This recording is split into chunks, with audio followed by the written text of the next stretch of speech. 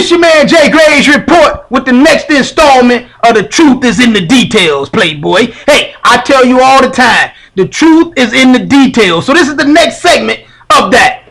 We talking college football playoff. Now, at the beginning of the season, I told you boys that this college football playoff, this 13-man committee or 13-person committee, now it's down to 12 because old Doug Archie man done pulled a hamstring. He's sitting on the sideline. Here's the deal.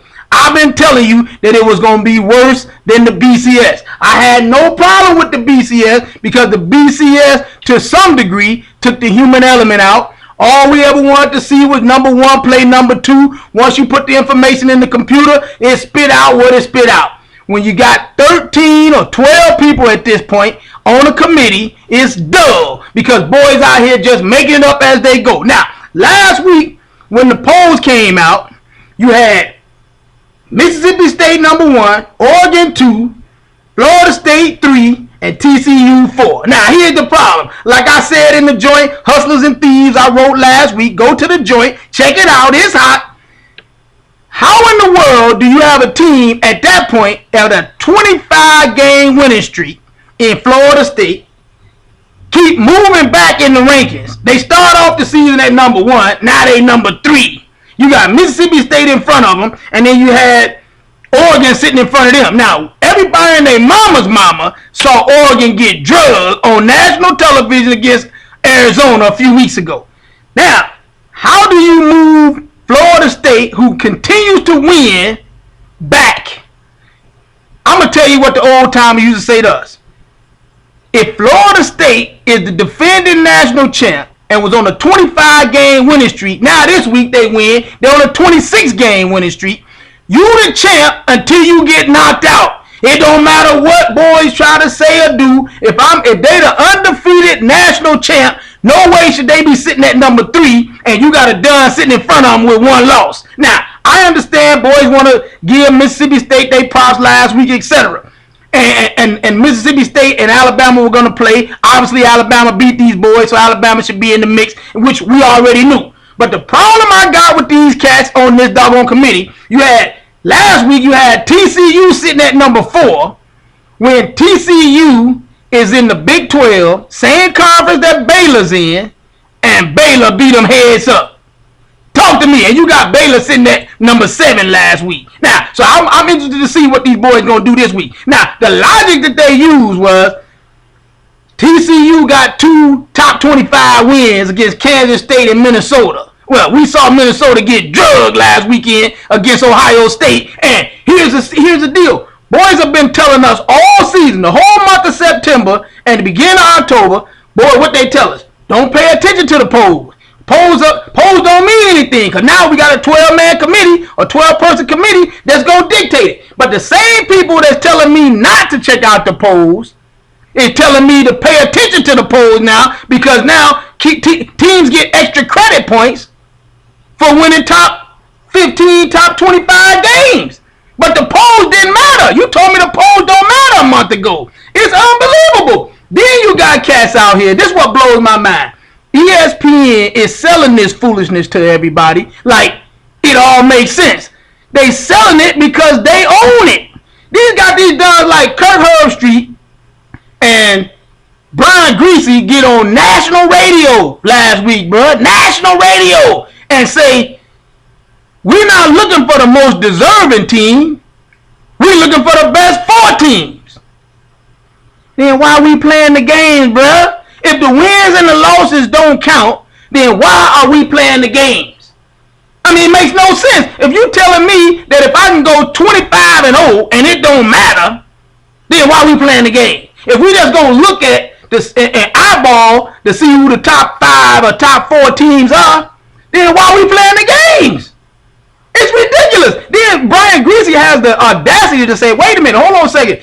Let's not keep counting Florida State out because we're going down a slippery slope if we say that Florida State's not playing 4 quarters of football but they still winning because I was on a 1997 national championship team at Michigan that barely won ball games. He's making sense at this point. He's okay there. That makes sense because as long as you win the game, you good. But then they turn around and ask him this.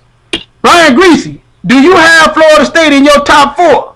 No, I don't, because they're not playing good football for 4 quarters. This is the foolishness that we dealing with, bruh. I mean, and let's keep this real. Like I said before, when you got 12 people on the committee, what's going to stop a boy from paying boys off?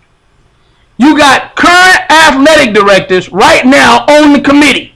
And the foolishness they try to sell me and you is they can't vote for their own team. That's obvious, bruh. But what's going to stop them from voting for teams in their conference? What's going to stop the chairman of the doggone committee, who is the current Arkansas athletic director, from voting 2 SEC teams in? Or why? Because if he can get 2 of his teams in, they revenue share, bro. Every conference revenue shares. So why wouldn't Andrew Luck's dad, who is the athletic director at West Virginia, not vote for TCU or Baylor, whether he believes they're the best teams or not? Because everybody involved gets money. Come on, bro. I mean, let's keep this real, all the way 100, whichever comes first. What's gonna stop a boy from pulling up at somebody's house, dropping off $200-300 grand to vote for their team? At least when you had all the sports writers involved, you had all the cats in the South obviously was going to vote for the South. All the cats for out west and Midwest and North were going to vote for their respective geographies. At least there was a check and balance there. It was going to balance itself out. When you throw everything in the computer, strength of schedule, margin of victory, wins and losses, all that, you can't argue with it. All the human element is gone. And let's keep it real. 99.9% of the time, the BCS got it right. The 2 best teams in America always played, and the best team for the most deserving team won the game. Because in order to deserve to win, you got to deserve the championship or an opportunity to play. You got to deserve it. So when a boy comes back and tells me that we're not looking for the most deserving team, we're looking for the best 4 team, and they tell me, well, Alabama's better than so and so, even though they beat them. If you lose the game, what are we talking about? I heard cats on the radio last year. Colin Cowell heard in particular. After Auburn beat Alabama in the Iron Bowl on the 109-yard return, this dumb was on the radio the next day saying, I still got Alabama ranked in the top 2 because Alabama's better than Auburn. Alabama wet the bed on the last play, bruh. You don't have to be the best team.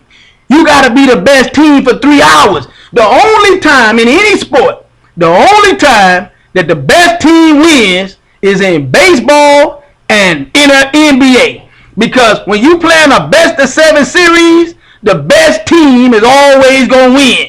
You ain't playing the best-of-7 in college football or NFL or basketball, college basketball. The best team is not always the team that deserves to win, because if you lose, you lose. The wins and the losses got to count for something. Then I want to take it a step further, bruh. These duns, the same duns that's telling you and I not to pay attention to the polls because they running game on us. If you look at the SEC, at the beginning of the season, they had 5 teams ranked in the top 10, when we all know that 3 of them duns was dubs. They had South Carolina, which every year they put South Carolina in the top 10 every year at the beginning of the season. Why? Because they're in the SEC. Then they throw Texas A&M in the top 10, and Georgia was in the top 10. We all know that neither one of those teams were a top 10 team. But if you play in the SEC, most of the time they start the season off either the first game of the season or the second game of the season in conference play. So whoever beats South Carolina, beat the brakes off from the beginning of the season, gets credit for winning a top 10 game. When you and I both know South Carolina ain't even in the top 25. They garbage right now. Georgia, dumb Mark Richt gonna always lose ball game he shouldn't lose. If I'm lying, stop me, bruh. Every year he's gonna lose 2 games at least, and one of them done is gonna be a team that shouldn't even show up, like Florida beat the brakes off of them in the world's largest cocktail party a few weeks ago. Texas A&M is not a top 10 team, but they were top 10 at the beginning of the season. But you told me not to pay attention to the polls. Now you're using the polls to put teams in and get extra credit points for beating them. Come on, bruh. Hey, quit listening to the foolishness. What are we going to do this week?